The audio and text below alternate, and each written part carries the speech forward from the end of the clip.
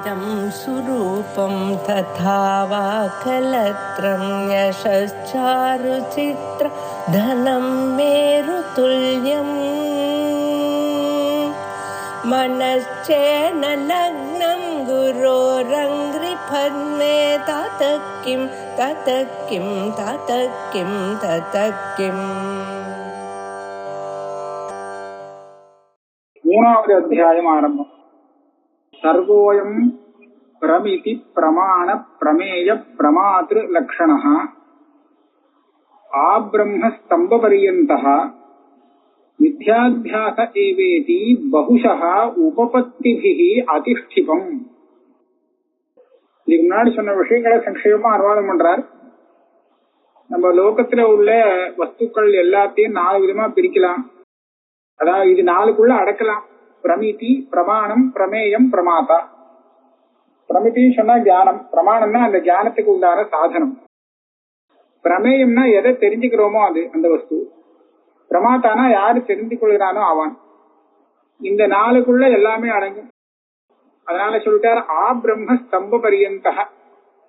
பிரம்மாலேந்து ஆரம்பிச்சு ஸ்தம்பங்கிற ஒரு சின்ன பூச்சி பரியந்தம் இது எல்லாமே இது 4க்குள்ள இருக்கு.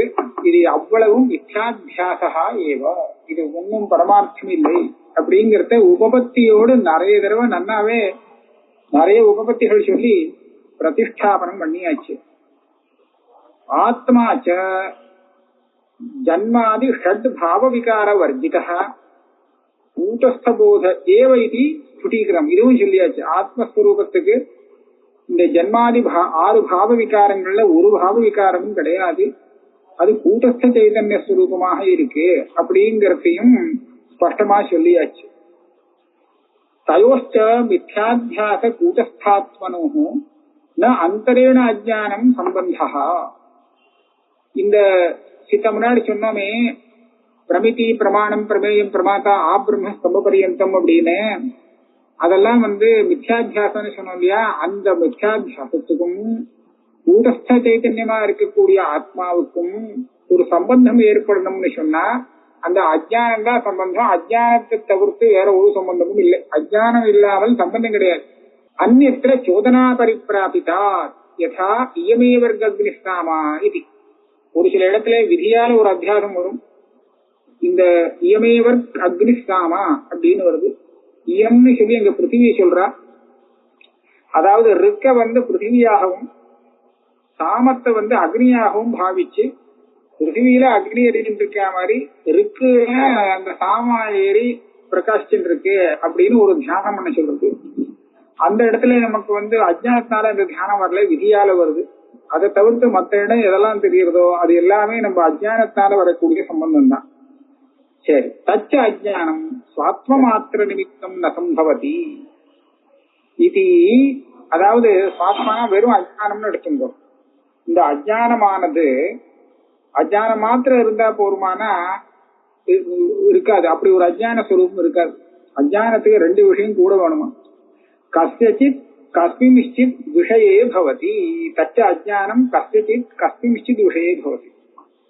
அதாவது இந்த ஆளுக்கு இந்த விஷயத்துல அஜ்ஞானம் அப்படின்னு சொல்லணும். அதாவது இந்த ஆள்னு சொன்னா அவன் அஜ்ஞானத்துக்கு ஆசிரியம். இந்த விஷயம்னு சொல்றது அது அஜ்ஞானத்துக்கு விஷயம். ஆக ஒரு விஷயமும் ஒரு ஆசிரியமும் கூட சேர்ந்துதான் அஜ்ஞானம் இருக்குமே தவிர அது பாட்டுக்கு சுதந்திரமா ஆத்ம மாத்திர நிமித்தம்னா சுதந்திரமா ஆசிரியமும் இல்லை விஷயமும் இல்லை பாட்டு தனியா நிக்கிறதுங்கிறது இல்ல. அந்த மாதிரி கிடையாது. ஆக அஜ்ஞானம் எனக்கு தெரியாது அப்படின்னு சொன்னா அவன் சொல்லணும் என்ன தெரியாதுன்னு அந்த விஷயத்த சொல்லணும் இல்லையா?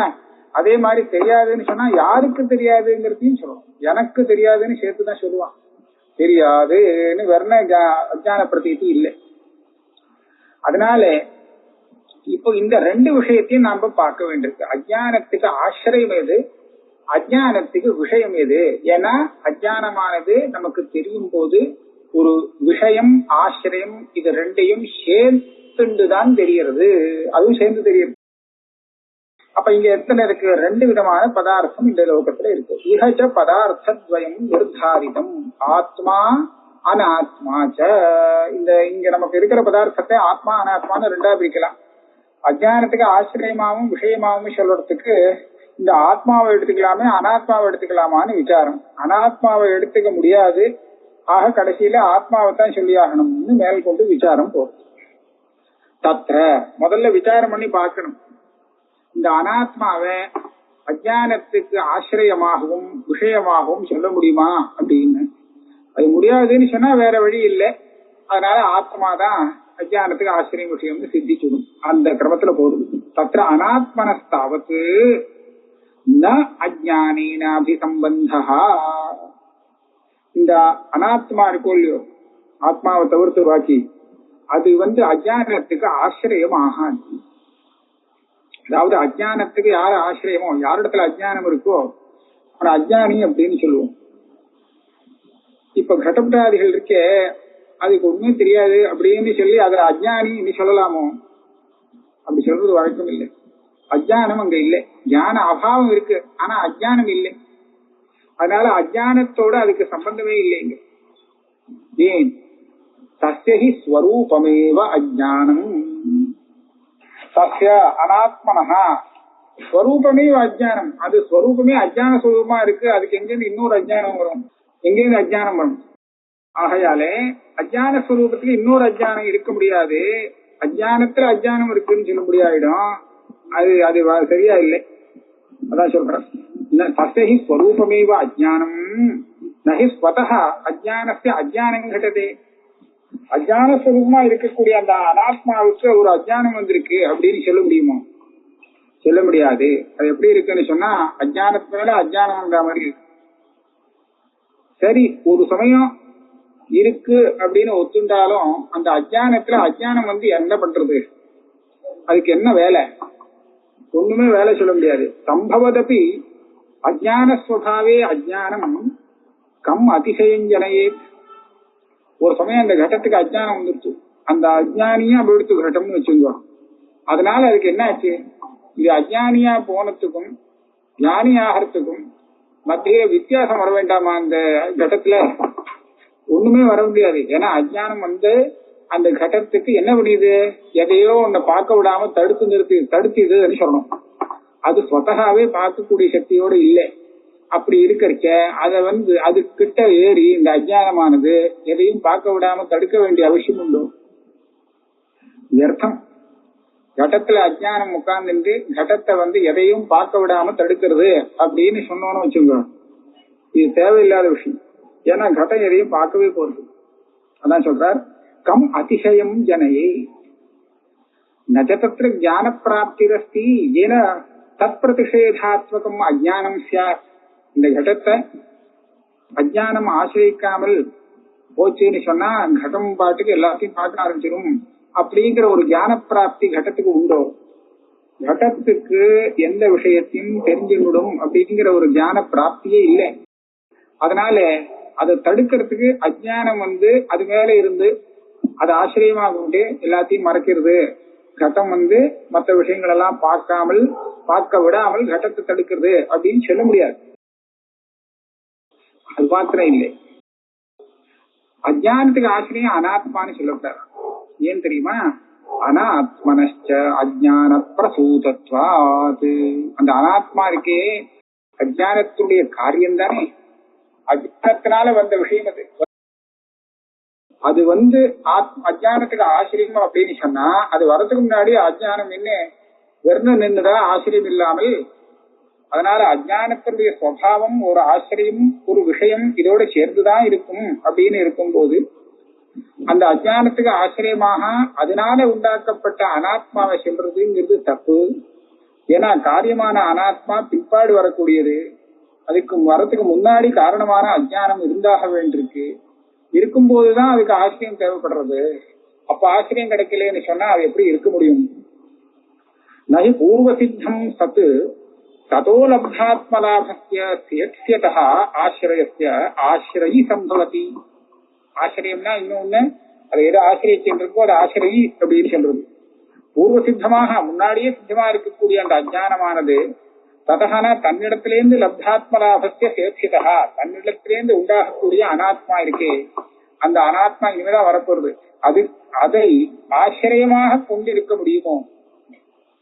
தது அனபேட்ச தச நிஸ்வபாவத்வா ஆசிரியமே. அப்ப என்ன சொல்ல வேண்டியிருக்கோம், இந்த ஆசிரியம் வரத்துக்கு முன்னாடி அது பாட்டுக்கு அஜ்ஞானம் வெறும் இருந்தது, ஆசிரியமே இல்லாமல் இருந்தது அப்படின்னு சொன்னா அது இல்லைன்னு அர்த்தமாகும். ஏன்னா எந்த வஸ்து ஆசிரிய விஷய சாபேட்சமாக இருக்குமோ அது ஆசிரியமோ விஷயமோ இல்லாமல் இருக்குன்னு சொன்னா இல்லைன்னு அர்த்தமாகும். அதனால இந்த அஜ்ஞானத்துக்கு ஆசிரியம் வரத்துக்கு முன்னாடி அஜ்ஞானமே இல்லை இப்படி சொல்ல முடியுமா பாருங்க. இந்த கட்டம் உண்டாகிறதே அந்த கட்டத்துல நமக்கு ஒரு ரூபம் தெரியுது. இந்த ரூபமானது கட்டம் உண்டாகிறதுக்கு முன்னாடி இருந்ததோ, கடத்துல நமக்கு தெரியக்கூடிய ரூபம் அது இருந்தது, கடம் தான் இருக்குல்ல அப்படின்னு சொல்லக்கூடாது. அது இல்லதான். ஏன்னா அது ஆசிரிய சாபேட்சம். ஆசிரியமான கட்டம் இல்லாத சமயத்திலே அதனுடைய ரூபம் மாத்திரம் எப்படி இருந்துட்டு இருக்க முடியும்? அதே மாதிரி அஜ்ஞானத்துல ஆசிரியமான ஒண்ணு வராத சமயத்துல இல்லாத சமயத்துல அஜ்ஞானம் மாத்திரம் எங்க நிற்கும்? அதனால அஜ்ஞானம் இருக்க முடியாது. அது நிஸ்வபாவத்வாத்தனா இல்லைன்னு ஆயிடும். சதுர்கானம் மாதிரி அசுத்தாயிடும். ஏதேபியா ஏவ ஹேதுபியா. இப்போ இத்தனை காரணங்கள் காமிச்சோமே, இந்த காரணங்கள்னாலே நமக்கு அஜ்ஞானத்துக்கு அனாத்மாவை ஆச்சரியமாக சொல்ல முடியாது அப்படின்னு ஆச்சு. அப்ப இதே காரணங்களை கொண்டு இந்த அனாத்மாவை அஜ்ஞானத்துக்கு விஷயமாகவும் சொல்ல முடியாது. ஏன்? விஷயமாக இருந்தால் இந்த அஜ்ஞானமானது அந்த விஷயத்துல என்ன பண்றது? அனாத்மா அனாத்மா அஜ்ஞானத்துக்கு விஷயம்னு சொன்னா எதுக்காக அது அஜ்ஞானத்துக்கு விஷயமாகணும்? ஒரு சமயம் இந்த அஜ்ஞானம் அந்த அனாத்மாவே தனக்கு விஷயமாக ஆக்கலே அப்படின்னு சொன்னா அந்த அனாத்மா நானே பிரகாசிக்க ஆரம்பிச்சுடும்னு சொல்ல முடியாது. ஏன்னா அது அனாத்மா ஜன்மாச்சே, அது ஒன்றும் சொப்பிரகாசம் இல்லையே. ஆகையாலே அஜ்ஞானம் அந்த அனாத்மாவில ஒரு அதிசயத்தை ஏற்படுத்துறதுக்கு, ஒரு ஆவரணத்தை ஏற்படுத்துறதுக்கு அவசியமே இல்லை. அதனால அது அதிசயத்தை உண்டு பண்ண முடியாது. அது மாத்திரம் இல்லை, அனாத்மா எல்லாமே அஜ்ஞானத்தினுடைய காரியமாக இருக்கிறதுனாலே அஜ்ஞானத்துக்கு பிற்பாடு வரக்கூடியதாக இருக்கு.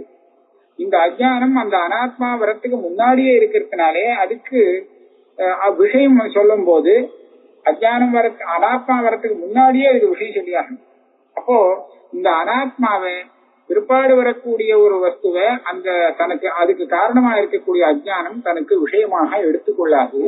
ஆக ஏற்கனவே சொன்ன அதே காரணங்களை வச்சு அனாத்மாங்கிறது அஜ்ஞானத்துக்கு ஆசிரியமும் இல்லை விஷயமும் இல்லை அப்படின்னு சித்தமாறுது. ஏதேபிய ஏவ ஹேதுபியா ந அனாத்ம விஷயம் அஜ்ஞானம் சம்பவதி இது கிராஹ்யம் அப்படிங்கிற இந்த விஷயத்தை தெரிஞ்சுக்க வேண்டியது.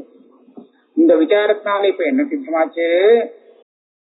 அஜ்ஞானத்துக்கு விஷயம் ஒண்ணு ஆசிரியம் ஒண்ணு வேணும்னு கேட்டாலே நம்ம கிட்ட இருக்கிற வஸ்து ரெண்டு, ஆத்மா அனாத்மா அப்படின்னு.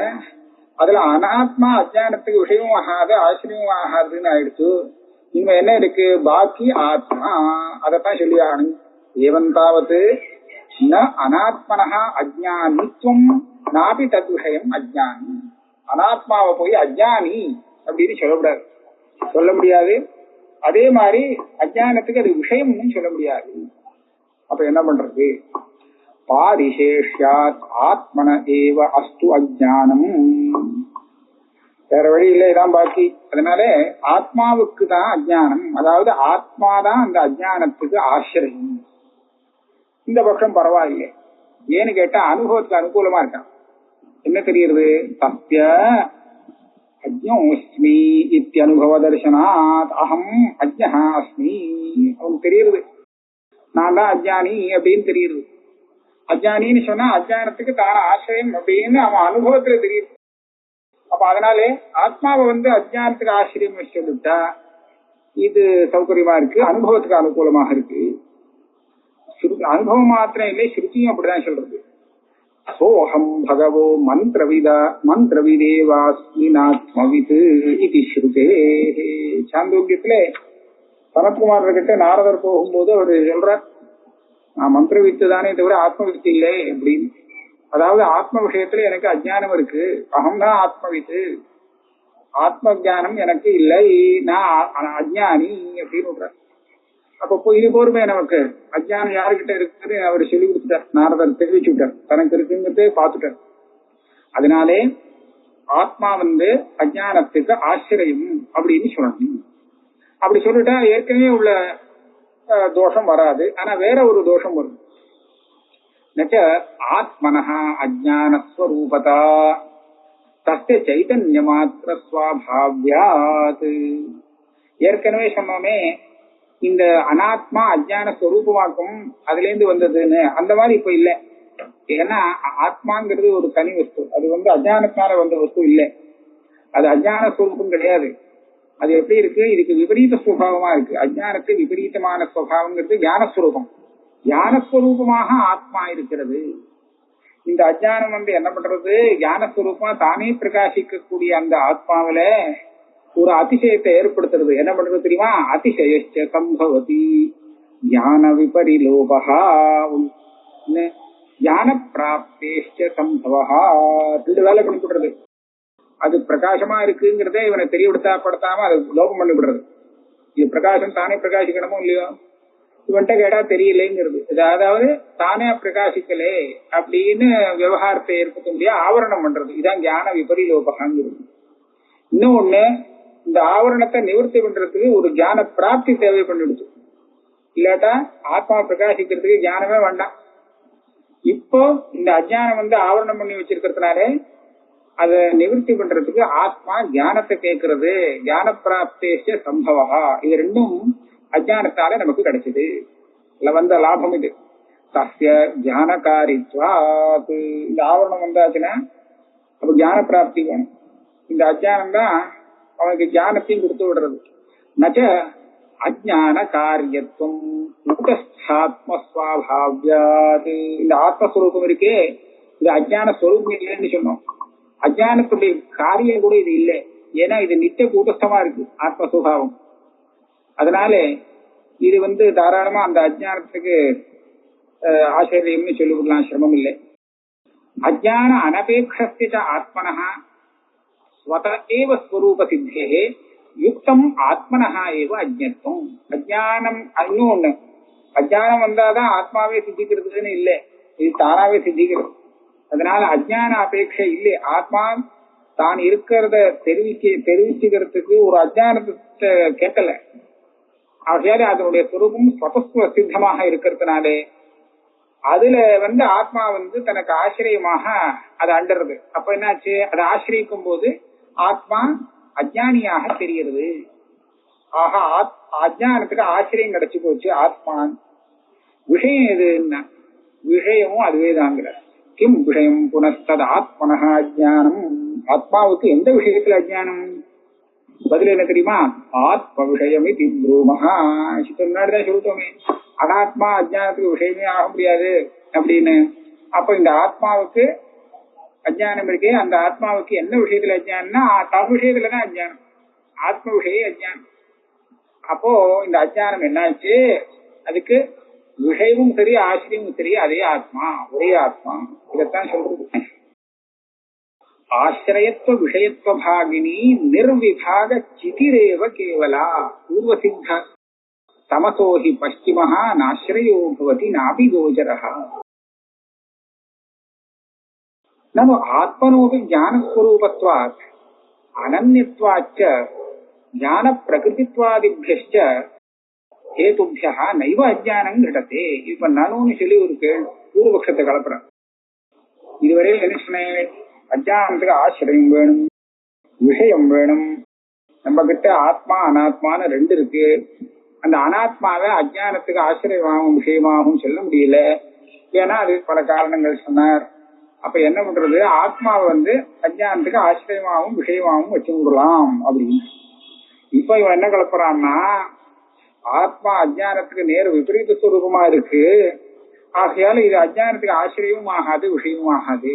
நீ சொன்னது தப்பு. அனாத்மா ஆகாது சொன்னா இதுவும் இந்த ஆத்மா கூட ஆகாதுதான். ஆத்மனோபி ஞானஸ்வரூபத்வாத். இது ஞானஸ்வரூபம். ஞானஸ்வரூபம் எங்கேயாவது அஜ்ஞானத்துக்கு இடத்த கொடுக்குமா? அதாவது பிரகாசத்துல இருட்டு உட்கார முடியுமோ? முடியாது இல்லையா? அது மாத்திரம் இல்ல, அனன்யத்வாச்ச. அதுக்கு விஷயம் என்னன்னு கேட்டா விஷயமும் அதேதாங்கிற, ஆச்சரியமும் அதுவும் அதே விஷயம்னு சொன்னா இது எப்படி அது அஜ்ஞானத்துக்கு விஷயமாக முடியும்? அது மாத்திரம் இல்லை, ஞான பிரகிருதித்வாதிபியச்ச. இந்த ஆத்மஸ்வரூபம் இருக்கே, இது வெறும் ஞானம் இல்லை, அஜானத்தை நிவர்த்தி பண்ணக்கூடிய ஒரு ஞானம் வருதோ இல்லையோ, அந்த ஞானம் வரது விற்பி ஞானம். அந்த விற்பி ஞானத்துக்கு பிரகிருதியா இருக்கிறது இது ஆத்மா. ஆகையால இது அஜானத்துக்கு விரோதினா இது எப்படி அஜானத்துக்கு ஆச்சரியமாகும்னு கேட்கிறார். ஹேதுபியா நைவ அஜானம் கடதே ஆத்மனோபி நைவ அஜானம் கடதே. ஆத்மாவுக்கும் அஜானம் வந்ததுன்னு சொல்றது சரியா இருக்காது போல இருக்கு. என்ன அதுக்கு சொல்றாரு, கடதேவ ஆத்ம விஷயத்துல இந்த அஜானம் ஆசிரியச்சுன்னு சொல்லலாம், அது ஒன்றும் சிரமம் இல்லை. என்ன எப்படி கதம் அஜான மாத்திர நிமித்தத்வாத் விபாகஸ்ய சர்பாத்மதேவ ரஜ்வா. இதெல்லாம் அஜானத்துக்கு பெரிய விஷயம் இல்லை. அது என்ன பண்ணும்னா அந்த ஆத்மாவையே ரெண்டா பண்ணிவிடும், விபாகம் பண்ணிடும். அந்த விபாகம் பண்ணி ஆத்மாவையே ஆசிரியிக்கும், ஆத்மாவையே விஷயீகரிக்கும், தனக்கு விஷயம் ஆகமாக்கி விடும். அந்த சாமர்த்தியம் ஞானத்துக்கு உண்டு. அது எப்படி பண்ணும்னா சர்பாத்மதேவ ரஜ்வா. அங்க பாக்குறோம் இந்த காரியத்தை பண்ணி கொடுத்தது அஜானம். இவனுக்கு என்ன தெரியல, எங்க ரஜ்வ சர்ப்பமாந்து போறானே சாந்தன், அவனுக்கு அது என்ன விஷயத்துல அஜானம்? ரஜ்ஜு விஷயத்துல அஜானம் தானே, ரஜ்ஜு தான் தெரியல அவனுக்கு. ரஜ்ஜு தெரியலன்னா சர்ப்பம் இருக்கா தெரியல, ரஜ்ஜு தெரியல, அதோட நிறுத்திக்கலாமோ தெரிய வச்சு, அதான் அஜானத்துடைய விஷயம் அப்படிங்கறதோட நிக்காம இது என்ன பண்ணி கொடுக்கறதுன்னா அங்க இல்லாததை காமிச்சு கொடுத்துடுறது. என்ன பண்றது? சர்ப்பத்தை காமிச்சு கொடுத்துடுறது அந்த அஜானமானது. அதே மாதிரி இந்த ஆத்மாவில இந்த அஜானம் போய் அதுல இல்லாத பேதத்தை ஏற்படுத்தி காமிச்சு கொடுத்துடுறது. அதனாலே ஆத்மாவில பேதத்தை காமிச்சு கொடுத்து இந்த ஆத்மா தான் ஆசிரியம், இந்த ஆத்மா தெரியாத ஆத்மா, நமக்கு என்ன தெரியல, எதை கேட்டாலும் இது தெரியல அது தெரியலன்னு சொல்றோமோ இல்லையா? அப்போ தன்னை தவிர்த்து வேற ஒரு விஷயத்தை சொல்லிதானே நமக்கு தெரியலன்னு நம்ம சொல்றோம். இப்ப என்ன பண்ணா தன்னையே தெரியலன்னு சொல்லிக்கலாம். எப்படி சொல்லிக்கலாம்னா தன்னை காட்டிலும் விபாகம் பண்ணி விஷயமாக்கிக்கிறது அந்த அஜ்ஞானம். அந்த விபாகம் எப்படி வந்ததுன்னா அஜ்ஞானத்தால தான் வந்தது. சர்ப்பாத்மத்துவம் இது ரஜ்ஜுக்கு எப்படி வந்தது? ரஜ்ஜுக்கு எப்படி சர்ப்பதாதாத்மியம் வந்தது? ரஜ்ஜு எப்படி சர்ப்பமாச்சு? அஜ்ஞானத்தால ஆச்சு. அப்ப அதே மாதிரி இதுவும் ஆகலான்ட்டு. சர்ப்பாத்மதேவ ரஜ்வா தஸ்மாத். இப்ப அஜ்ஞானத்தை சொல்லி என்ன லாபம் இந்த பிரகரணத்துல அப்படின்னு கேட்டா சொல்றார், ததபருத்தௌ துவைத அனர்த்தாபாவ. இந்த அஜ்ஞானம் தான் சமஸ்த துவைதங்கிற அனர்த்தத்துக்கு ஹேத்துவா இருக்கிறதுனாலே இந்த அஜ்ஞானத்தை நிவர்த்தி பண்ணினாத்தான் அனர்த்தம் போகும். சரி, அதை அபனோதனம் பண்ணணும். அபனோதனம்னா நிவர்த்தி. எப்படி அஜ்ஞானத்தை நிவர்த்தி பண்றதுன்னு கேட்டார். அதுக்கு சாதனம் சொல்றார், ததபனோதச்ச வாக்கியாதேவ தத் பத பதார்த்தாபிஜ்ஞ. மகா வாக்கியத்திலிருந்து அந்த பதபதார்த்த ஜானம் உள்ளவனுக்கு ஒரு ஞானம் வரும். அந்த ஞானம் வந்ததுன்னா இந்த அஜ்ஞானம் நிவர்த்தி ஆயிடும் அப்படின்னு இருக்கு. வேற என்ன பண்ணாலும் அஜ்ஞானத்தை போக்க முடியாது. இப்ப என்ன பண்ணலாம்? இந்த வாக்கியார்த்த ஞானத்துக்கு நாம தயாராகணும். அதாவது வாக்கியத்திலேருந்து வாக்கியம் எப்படி சொல்லி கொடுக்கறதுங்கிறத நாம தெரிஞ்சுட்டோம்னா அஜ்ஞானம் நிவர்த்தியா. அதுக்காக தான் இந்த 3வது அத்தியாயம் ஆரம்பிக்கிறது. அத்தஹ வாக்கிய வியாக்கியானாய அத்தியாய ஆரம்பிச்சதே. 2வது அத்தியாயத்துல வாக்கியார்த்தம் சொல்லல, பதார்த்தம் சொல்லிட்டார். இந்த பதார்த்தத்தை சோதிச்சு கரெக்டா எதெல்லாம் ஒதுக்கணும், எது எடுத்துக்கணும் அப்படிங்கிற அம்சத்தை சொல்லி கொடுத்தார். ஒவ்வொரு மகா வாக்கிய கிட்ட பதத்தினுடைய அர்த்தத்துல பல அம்சங்கள் கலந்து கிடக்கு. கலந்தத்துல விட வேண்டியது என்ன, எடுத்துக்க வேண்டியது என்னன்னு சொல்லி கொடுத்தாரா. இப்போ பதார்த்தம் சொல்லியாச்சு, வாக்கியார்த்தம் சொல்லி கொடுத்ததுக்காக இந்த 3வது தத்ர யதோக்தேன பிரகாரேண தத்துவமஸ்யாதி வாக்கியோபநிவிஷ்ட பத பதார்த்தயோஹோ கிருதான்வய வியதிரேகா. நான் மேல ஸ்லோகத்துல அன்வயிக்கிறது. அதாவது ஏற்கனவே நம்ம யுக்திகள்லாம் நிறைய சொல்லியாச்சு. சோதனம் பண்ற காலத்திலே ஏற்கனவே சொன்ன அந்த பிரகாரத்தினாலே தத்துவமஸ்யாதி வாக்கியோபநிவிஷ்ட பத பதார்த்தயோகோ, இந்த வாக்கியம் இருக்கிற தத்துவமசி இத்தியாதி மகா வாக்கியங்கள் இருக்கு இல்லையா, அந்த மகா வாக்கியத்துல பல பதங்கள் இருக்கும் இல்லையோ, 2 பதம் இருக்கு அர்த்தத்தை சொல்றதுக்காக. அந்த 2 பதம் அதனுடைய அர்த்தம், இத 2யும் அன்வய வியதிரேகம் பண்ணி புரிஞ்சுக்கணும். இந்த அன்வய வத்திரேகம் ஒரு 4 விதமான அன்வய வத்திரேகம் பண்ணி சோதிக்க வேண்டியிருக்கு. எது எது ஆத்மா எது அனாத்மா ஒன்னா எடுத்து வெளியில விட வேண்டியிருக்கு. இங்கேயே ஆரம்பத்துல துத்தியாத்தியாயத்துல என்ன பண்ணாருன்னா முதல் சோதனம் பண்றதே ஸ்தூல சரீரத்தை எடுத்து விட்டார். ஸ்தூல சரீரத்திலிருந்து ஆத்மாவை தனியா பிரிச்சு காமிச்சார். அப்போ அது சித்தமா எடுத்தான்னு கேட்டா அதுல இன்னும் கொஞ்சம் பாக்கி இருந்தது. அதான் அன்னமய கோஷத்திலிருந்து வெளியில வந்தாச்சு. ஆனா அதுக்கப்புறம் 3 கோஷம் அந்த சூக்ஷ்ம சரீரத்துக்குள்ள 3 கோஷம் இருந்தது. அதை வெளியில தள்ளினார் யுக்தி எல்லாம் சொல்லி. அப்புறமும் பார்த்தா ஒண்ணு பாக்கி இருந்தது, காரணம் ஆனந்தமய கோஷம் அப்படின்னு. அதையும் வெளியில தள்ளினா அப்பதான் நிஜமான ஆத்மா கிடைச்சது இல்லையா? இது அன்வய வத்திரேகத்தினாலதான் சொல்ல முடியாது.